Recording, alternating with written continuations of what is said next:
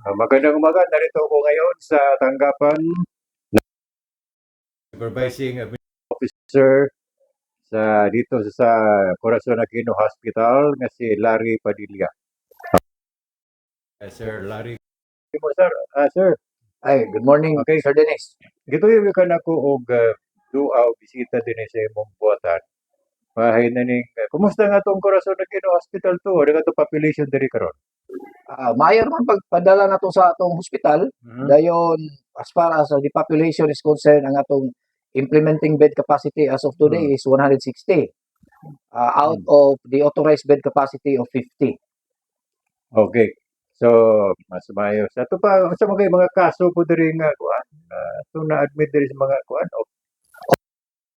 Gitawag og moderate o mild and moderate. Kaya ang ato ang severe ato man i-refer sa higher facility na, no? Pero dunay mga kanang amoeba, mga ginagmay nga mga sakit na uban nga katong mga chronic diseases, diri na lang po nila gipang-admit ang ilang mga pasyente. Okay. Ang pinaka-importante gid, Sir Larry, ang pangutana nimo. Kabayan nato gipaybaw mismo sa atong presidente, Ferdinand Marcos Bongbong Jr. So, balance bill mga kaigso sa matong mga ospital, alang niya itong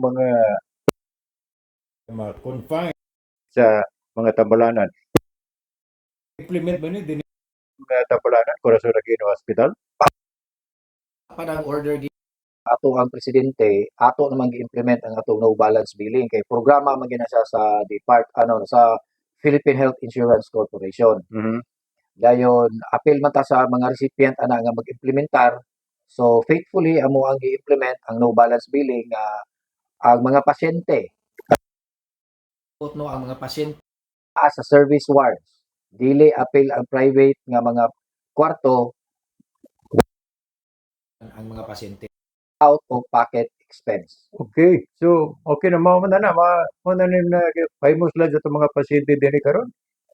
Kining tanan yun, bisan mga laboratory o mga operation, surgical, Yes. Tanan. From unsay order sa doktor o palitag agi sa surgery, dahil ang mga laboratory examinations tanan while the patient is admitted, inigawas niya sa ospital. Bisag usa ka dako. Kaya gikinahanglan o requirement siya maka-avail sa zero balance. Tanan ba? Tanan yun. Tanan. Kaya gani, ang PhilHealth nato karon doon naman na sila classification nga katong gitawag og formal sector o informal sector. Karon, bisa pag naa ka sa gobyerno, naamang yun kay kanang gitawag og naamang yun kay member data, member man gyud sa PhilHealth, Okay. apil ka sa maka-enjoy sa benefits sa no balance billing. Daw og napoy mga tao na to, mga pasyente nga dili pa enrolled sa unsay ngalan ni kanang PhilHealth, naman kay gitawag og point of service. So kada buntag ato man ang gi-announce nga katong wala pa na miyembro sa PhilHealth, they can avail of the enrollment at the Medical Social Service Office para inigawas nila sa ospital, wala na po sila ibayaran.